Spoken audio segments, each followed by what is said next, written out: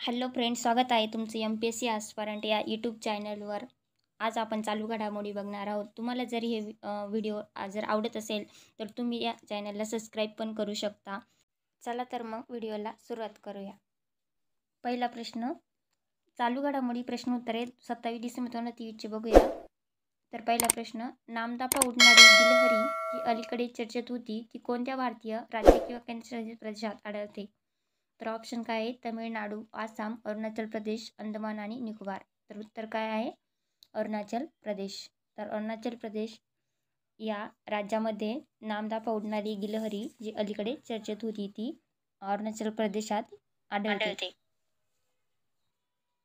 पुढचा प्रश्न, कोणत्या देशाने 1 जानेवारी 2024 पासून organization of petroleum exporting countries ओपेकच्या बाहेर पडण्याचा निर्णय जाहीर केला आहे? तर अंगोला या देशाने 1 जानेवारी 2024 पासून organization of petroleum exporting countries ओपेकच्या बाहेर पडण्याचा निर्णय जाहीर केलेला आहे. पुढचा प्रश्न, वीर बाल दिवस दरवर्षी कधी साजरा केला जातो? तर तो 26 डिसेंबरला वीर बाल दिवस दरवर्षी साजरा केला जातो.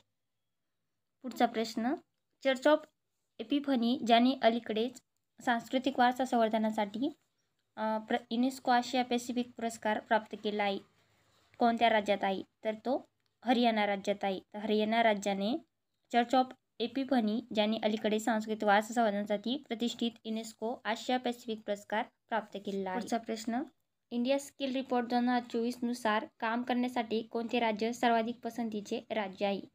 तर ते केरळ राज्य आहे. पुढचा प्रश्न, कोणत्या विद्यापीठाने मौलाना अब्दुल कलाम आझाद ट्रॉफी 2023 जिंकली आहे? तर ते गुरु नानक देव विद्यापीठ आहे की त्यांनी मौलाना अब्दुल कलाम आझाद ट्रॉफी 2023ची जिंकली आहे. पुढचा प्रश्न, 2027 पासून स्टील आणि ॲल्युमिनियम सारख्या सामग्रीच्या आयातीवर युक्रेनने लागू केलेल्या कार्बन कराचे नाव काय आहे? तर त्या कराचं नाव काय आहे? कार्बन बॉर्डर टॅक्स CBT हे त्या कराचं नाव आहे की त्यांनी 2017 पासून स्टील अँड ॲल्युमिनियम सारख्या सामग्रीच्या आयातीवर युक्रेनने कार्बन कर लागू केला आहे.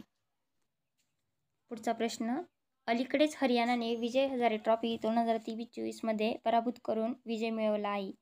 तर ते राजस्थान राज्य आहे. राजस्थान या राज्याला हरियाणाने पराभूत करून विजय हजारे ट्रॉफी 2023-24 जिंकला आहे. पुढचा प्रश्न, फोर स्टार्स ऑफ डेस्टिनी हे नाव कोणाच्या पुस्तकाचे नाव आहे? तर यांचं नाव काय आहे? General MM Naravane. तर यांचं पुस्तक कोणतं आहे? फोर स्टार्स ऑफ डेस्टिनी हे यांच्या पुस्तकाचं नाव आहे.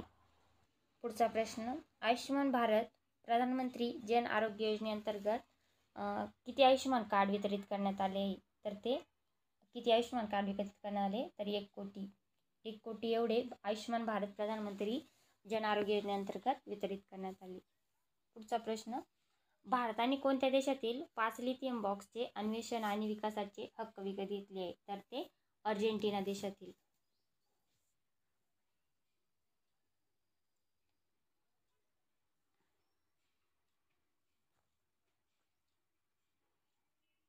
पुढचा प्रश्न, कोणत्या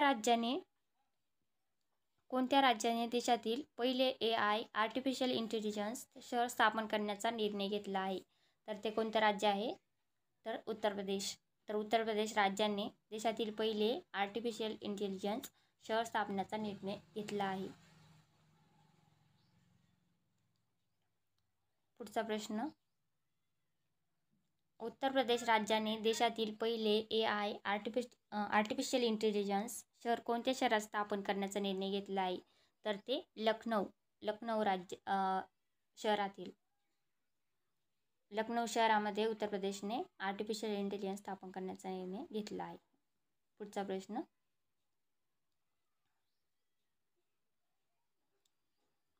कोणत्या राज्यातील पोलिसांनी गुन्हेगारी न्याय प्रक्रिया सुलभ आणि वेगवान करण्याच्या उद्देशाने मिशन इन्व्हेस्टिगेशन 75 दिवस हा उपक्रम केला आहे? तर ते बिहार पोलीस आहे. तर बिहार पोलिसांनी राज्यातील पोलिसांनी गुन्हेगारी न्याय प्रक्रिया सुलभ आणि वेगवान करण्याच्या उद्देशाने मिशन इन्व्हेस्टिगेशन 75 दिवस हा उपक्रम राबवला आहे किंवा सुरू केला आहे.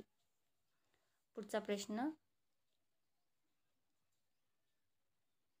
खेलो इंडिया युथ गेम्स 2023 19 जानेवारी 2024 रोजी कोणत्या राज्यात सुरू होणार आहे? तर तो तमिळनाडू या राज्यामध्ये सुरू होणार आहे Khelo India youth games 2023.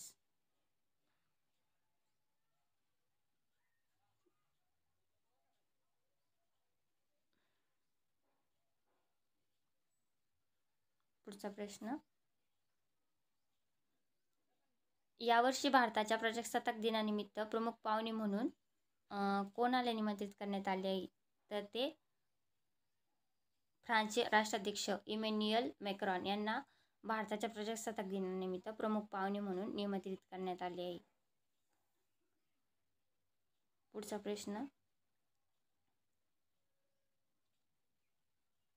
Bharat सरकारच्या कोणत्या मंत्रालयाने ताक शेतकरी यांचे समर्थन आणि सशक्तीकरण करण्यासाठी पाट मित्र या मोबाईल ॲप्लिकेशनचे अनावरण केले आहे? तर ते कोणतं मंत्रालय आहे? वस्त्रोद्योग मंत्रालय. पुढचा प्रश्न, राष्ट्रीय शेतकरी दिन दरवर्षी कधी साजरा केला जातो? तर राष्ट्रीय शेतकरी दिन दरवर्षी 23 डिसेंबरला साजरा केला जातो.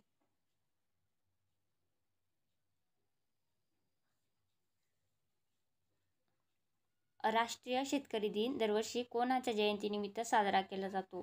तर तो भारताचे माजी पंतप्रधान चौधरी चरण सिंग यांच्या जयंतीनिमित्त राष्ट्रीय शेतकरी दिन दरवर्षी साजरा केला जातो.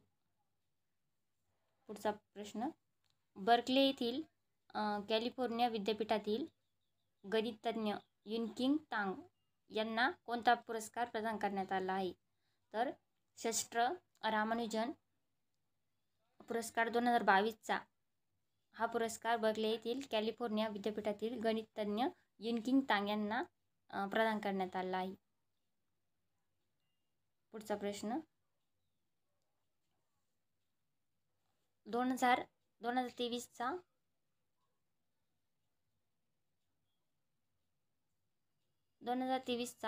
शस्त्र रामानुजन पुरस्कार कोणाला प्रदान करण्यात आला आहे? तर तो रिक्वी यांग झांग यांना प्रदान करण्यात आला आहे 2023चा.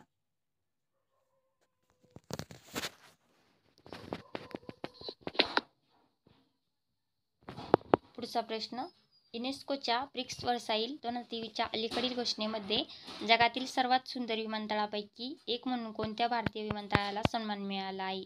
तर तो केपकोंडा आंतरराष्ट्रीय विमानतळ KIA टर्मिनल 2 T2 याला युनेस्कोचा ब्रिक्स वर्साईल 2023च्या घोषणेतील जगातील सर्वात सुंदर विमानतळापैकी एक म्हणून सन्मान मिळाला आहे.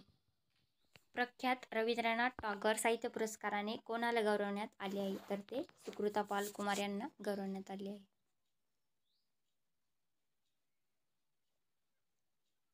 पुढचा प्रश्न, भूमी राशी पोर्टल हा कोणत्या मंत्रालयाचा उपक्रम आहे? तर तो रस्ते वाहतूक आणि महामार्ग मंत्रालयाचा उपक्रम आहे.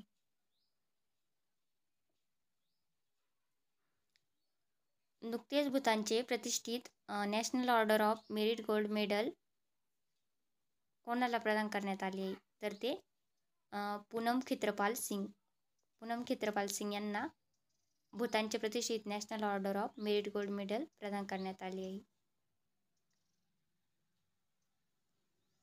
पुढचा प्रश्न, अमृता रायचंद यांची आरोग्यदूत म्हणून कोणत्या संस्थेवर नियुक्ती करण्यात आली आहे? तर ती सलाम बॉम्बे फाउंडेशन या संस्थेवर नियुक्ती करण्यात आली आहे.